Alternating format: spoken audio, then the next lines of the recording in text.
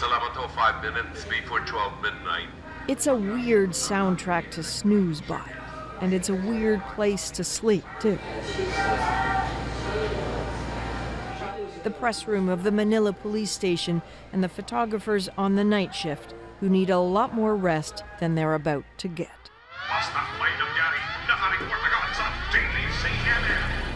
They're competitors who share tips, 4 kilometers from here. share cars, watch each other's backs. You okay? They have to, because the murders keep happening. Sir, may patay po, may patay na nakita patay doon. May nakita patay doon po ngayon. You get lost. Okay, who's this next victim? Who's this next? If the pack has a leader, the leader is Rafi Lerma. When you begin to feel that sometimes there's no more killings in the past week for so many days, maybe this is stopping, right? Then this happens again. It's been hard hunting down the stories of the more than 7,000 people killed in the Philippines drug war since last summer. Worse, he says, though, would be to look away. I don't want that day to happen when everyone loses interest and you see no one's covering this anymore. Or just sees it as normal. Yeah. My campaign against drug will not stop until the last pusher and the last drug lord are...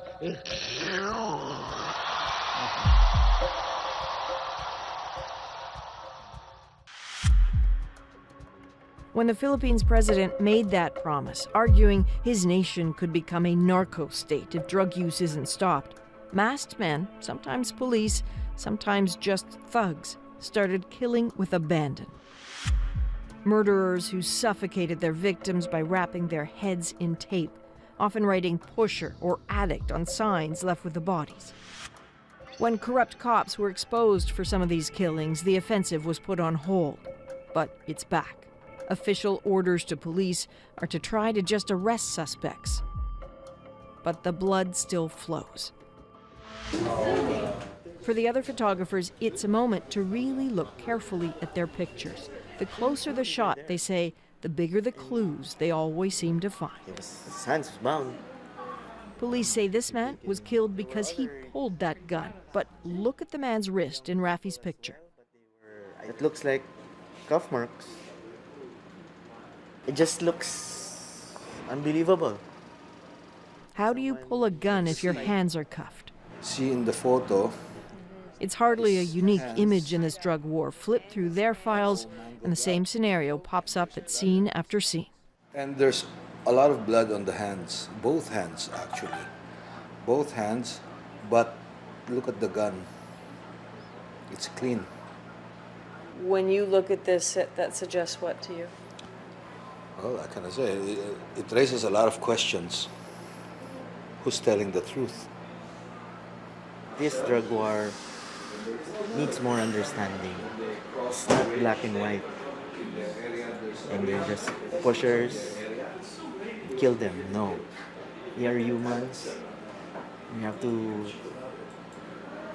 well, look at them as humans.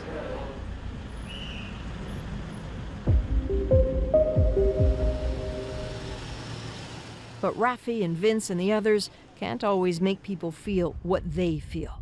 Certainly not those in charge. The complaint is utterly baseless. You know who are afraid of the Duterte presidency? Only the criminals, the scoundrels, and the corrupt politicians. No, I'm not trying to say it. I'm saying it. This is Salvador Panelo, President Duterte's legal advisor, in the middle of a live radio interview. Hi there. I'm Adrian Arsenault. Do you worry about Filipinos waking up to see an image like that? He's seen the pictures of Cristita and the others, but isn't ready to be outraged. But no relatives will even admit that if that woman was involved in drugs, they will never admit that. So we don't know whether it's a member of the syndicate who did that. What you hear from them is that, oh, we're poor, oh, we're innocent. But that's not true. You don't sound terribly compassionate to people who might be poor and innocent. I mean, why is a victim any less credible than a police officer? In the process In other words, those are collateral damages. I mean, if they're shooting each other and then suddenly a passerby, an innocent one, poor one, dies, I don't think you can blame that to the police. He speaks with the confidence of a man who is sure President Duterte and his drug war remain wildly popular no matter what questions get asked.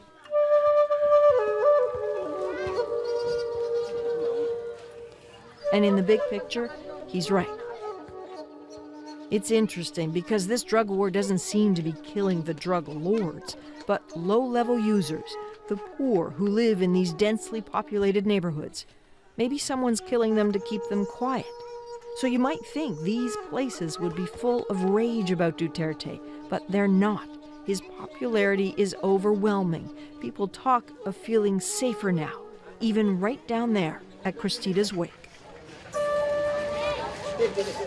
On the day of Cristita's funeral, even the woman cooking for the mourners talks about the drug war as a type of cleaning house. Here in our place, for how many months, not so good. Is it better now? Oh, yeah. Even if you are going here midnight, no people will with you. No people. No harassment, no ano. So it's better. His drug war has made it better for you. Oh, yeah. Several weeks since they lost her, Cristita's family is finally able to bury her.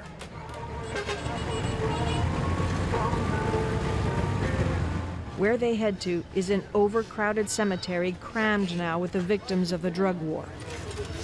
It's a frenzy.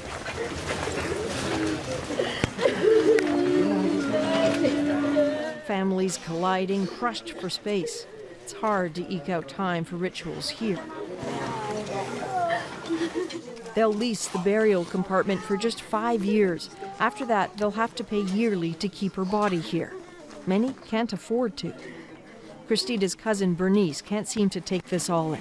Many drug lords.